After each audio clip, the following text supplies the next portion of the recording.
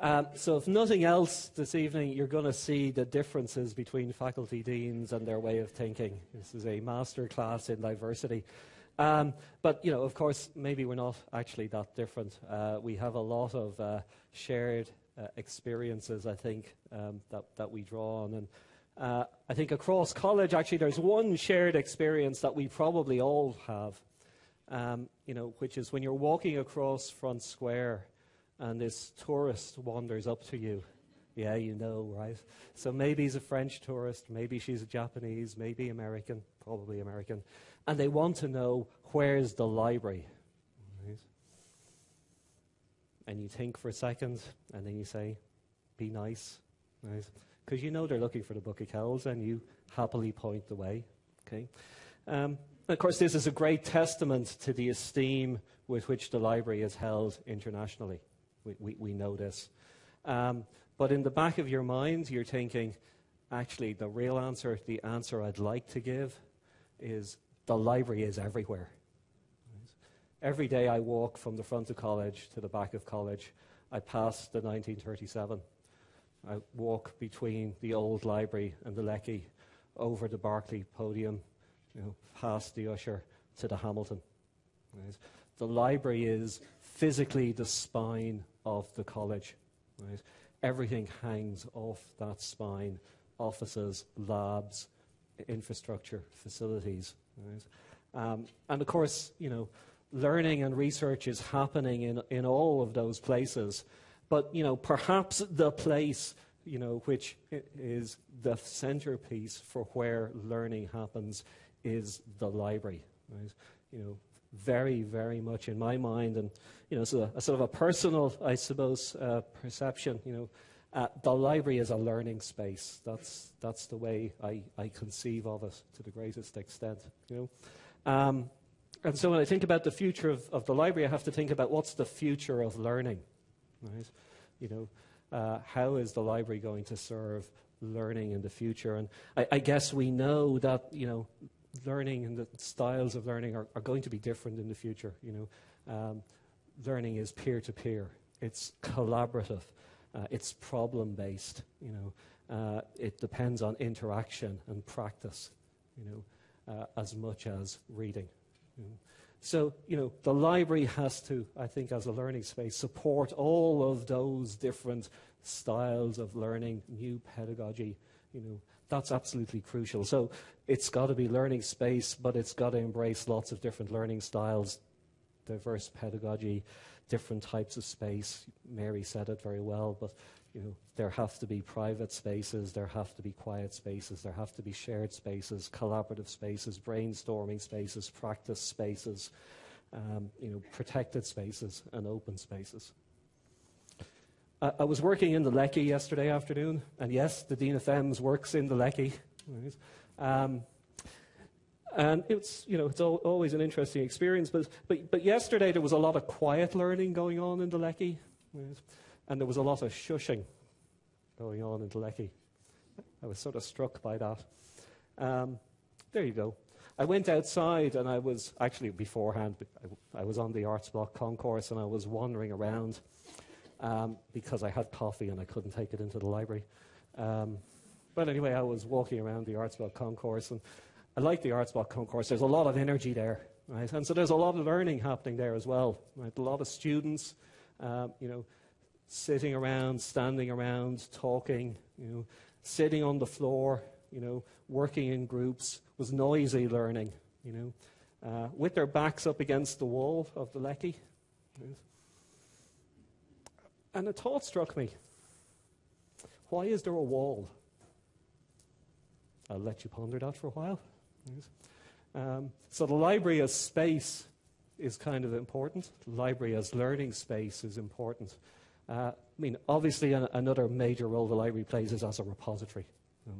We know this.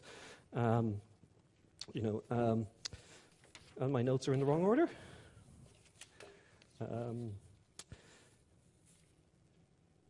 You know, it's a repository for a whole load of shared resources. And I think sharing is very important in this context, you know, that support our research, that support our teaching, that support our learning. And, you know, Darryl focused on books, but there's a diversity of resources: manuscripts, maps, letters, right? And more, obviously, digital resources. And there will be, more types of resources that we have to envisage in the future. New digital media, new modes of access to resources, personalized resources, interactive resources, immersive environments. All of these types of resources will emerge, and the library has to support those. Of course, some of those resources are cultural artifacts, world heritage items. Our collections are a defining feature of the library. And that's part of our legacy for future generations, and we need to obviously preserve that. But it strikes me that those resources that are being used in the library, to a large extent, are primarily not resources that belong to the library. And at the same time, many of the resources that belong to the library are being used outside of the library, right? In the offices, in the labs, in the bedrooms, on the bus, to support learning. Right? So, the expansion, if you like, of the library everywhere is happening in lots of different dimensions. I guess the library is also, if you like, a bridgehead for a vast international repository of resources, that we channel, through the library, and that's an important role for the library as a vehicle for collaboration. Right? There's one final, I guess, dimension that I'd like to talk about, and again, Mary highlighted it, I would say, and that's the staff of the library. Right? I'm a computer scientist, you may know that. I specialize in distributed computer systems. Right? About 25 years ago, I guess, in the early 90s, when the internet was sort of happening, I was part of a network of excellence in distributed computer systems. And we thought, hey, this internet thing is happening. Right? We should have a repository for all of our papers online, right? So that anybody, anywhere could get at our research results. We thought that was a great idea. And I was young and naive, and I said, I'll build that for you. Right? As you do. I'm pretty good at building distributed computer systems, so that was fine. But then I realized I didn't really know anything about managing collections and repositories. Right? I didn't know anything about, copyright, about conservation, right? About protection, right? Of documents and research resources. But then I figured pretty quickly I know a whole bunch of people who know how to do that. Right? And so I ended up working with Trevor Peer and Robin Adams at the time to build a technical reports and archive service for the distributed computing community, right, internationally. So, there's a whole heap of expertise within the library that is, relevant to a whole range of teaching and learning activities within the university. Right? That's a really crucial piece of the library. That's somehow often thought of as not the library in some sense. We live in a world where there is this huge tide of information being created on a daily basis. It's a life skill to be able to navigate that information space. It's something that is going to be intrinsic to our education, how we educate our students to live in that world. And, the library, I think, has a crucial role, not just helping people to navigate, but helping people to learn how to navigate as a central part of our curriculum and our syllabus. Right? So that's important. Right? Now, you'll have gathered we had detailed briefs from the librarian on what we should talk about, sort of. So she asked me to speak to you about the Hunt Library. And I don't know how many of you have heard of the Hunt Library, but it's a library at North Carolina State University. And it's kind of put forward, right, as a model of a library for the 21st century. Right? So I'm going to not talk about it, because what do I know about it? But I am going to show you a little clip of a video that gives you a concept of what the Hunt Library might look like. Okay, I'm looking at something down here that isn't the Hunt Library. That's why I'm panicking. The Hunt Library, okay. One of the early fundamental decisions we had to make was, is this This building mostly going to house book stacks in an open arrangement, or are we going to try something different to free up a lot of space in the building? We decided to use the BookBot, which is a much more dense arrangement of the 2 million volumes. And the wonderful thing about that decision is that it allowed us to create all these additional spaces for group study and high-tech collaboration that otherwise would have been occupied by book stacks.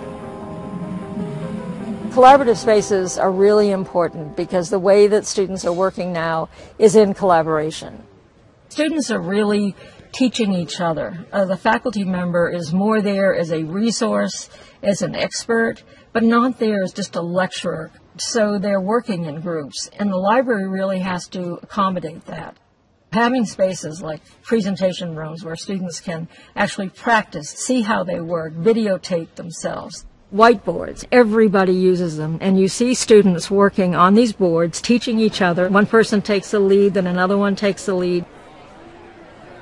We tried to make everything writable that we could. You'll see lots of glass in the building. All the group studies are glass tables. It's all meant to be written on. Students want to be able to hook their laptops up to big displays, and they want to have access to the computing network on campus. They want gaming. They want to be able to have food and drink. We built upon that to design this library. The Hunt Library model is to bring to the forefront today. For me, and when I started preparing this talk, it wasn't entirely clear what my conclusion would be. But the thing about the Hunt Library, and you don't quite see it in that video, is it's a building. Right? It's a discernible building. Right? And so going back to my French or Japanese or American tourist, this idea that the library is everywhere. Of course it's everywhere, but it's kind of a discrete everywhere. We can name the places that constitute the library. And I suppose in my mind, the future library is a sort of continuous everywhere.